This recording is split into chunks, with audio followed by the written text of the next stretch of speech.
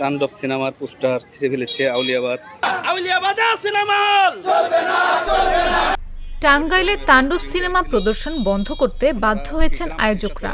মঙ্গলবার দুপুর থেকে কালীহাতের আউলিয়াবাদ এলাকায় জেলা পরিষদের কমিউনিটি সেন্টার কাম মাল্টিপারপাস হলে সিনেমা প্রদর্শন বন্ধ করা হয়।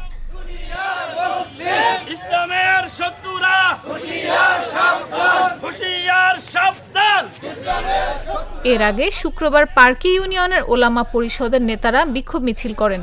পরবর্তীতে সিনেমা বন্ধের জন্য উপজেলা নির্বাহী কর্মকর্তা বরাবর লিখিত আবেদন করেন তারা।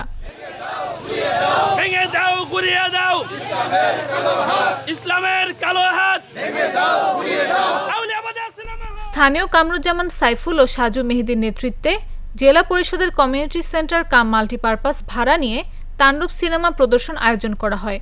হলটি 1 মাসের জন্য অনুমতি নেওয়া হলেও 10 দিনের ভাড়া পরিশোধ করা হয়েছে।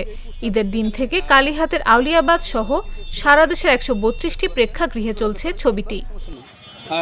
দেখতে পাচ্ছেন পোস্টার ছিঁড়ে ফেলাইছে হুজুরেরা, এখানে হল ভাড়া নিচ্ছে, এটা সবাই কিন্তু ছিঁড়ে ফেলাইছে এই পোস্টার। আন্দোলনকারী মাওলানা আব্দুল্লাহ বলেন, মসজিদ মাদ্রাসা সহ বিভিন্ন শিক্ষা প্রতিষ্ঠানে পাঠদানে ক্ষতি হতে পারে, এছাড়া অসামাজিক কার্যকলাপ হতে পারে।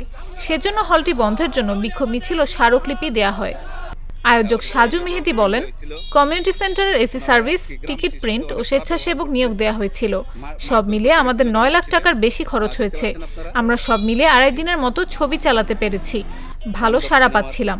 এছাড়া আমাদের প্রচারণায় বাধা দেওয়া হয়েছে, পোস্টার লাগাতে দেয়নি ও মাইকিং করতে দেয়নি। গ্রামবাসীর সাথে অনেক খারাপ ব্যবহার করছে, মারধর করতে গেছিল গ্রামবাসীরাও, দেখতে পাচ্ছেন আপনারা, দেখাচ্ছি। এ প্রসঙ্গে জেলা পরিষদের প্রধান নির্বাহী কর্মকর্তা শফিকুল ইসলাম বলেন, আবেদনের পরিপ্রেক্ষিতে গোয়েন্দা সংস্থার তদন্তের মাধ্যমে আমরা হলটি ভাড়া দিয়েছিলাম, সঙ্গে কিছু শর্তও দিয়েছিলাম। তার মধ্যে অন্যতম ছিল সেখানে আইন শৃঙ্খলার অবনতি হলে সিনেমা চালানো বন্ধ করতে হবে। পরবর্তীতে কি হয়েছে আর জানি না।